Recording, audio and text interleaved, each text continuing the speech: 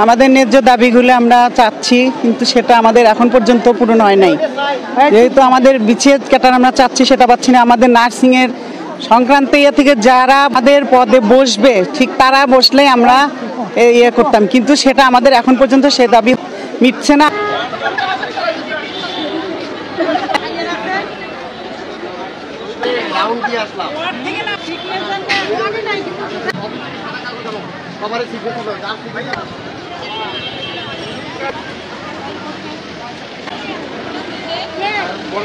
দীর্ঘ 1 মাস আন্দোলন করার পরেও আমরা কোনো রকম সুরাহা না পেয়ে শুধু একটি সুরাহা এসেছে, আমাদের যে রেজিস্ট্রার হালিমা বেগম আপাকে প্রদান করেছে। কিন্তু আমাদের দাবি হচ্ছে যে আমাদের চেয়ারগুলোতে আমাদের যোগ্য নার্সদেরকেই প্রদান করতে হবে। কিন্তু কোনো সুরাহা না হয় আমরা আজকে 3 ঘন্টা কর্মবিরতি, আগামীকাল 5 ঘন্টা কর্মবিরতি, এরপরেও যদি আমাদের দাবিগুলো আদায় না হয় তাহলে আমরা কমপ্লিট শাটডাউনে যাব কেন্দ্রীয় সিদ্ধান্ত মোতাবেক।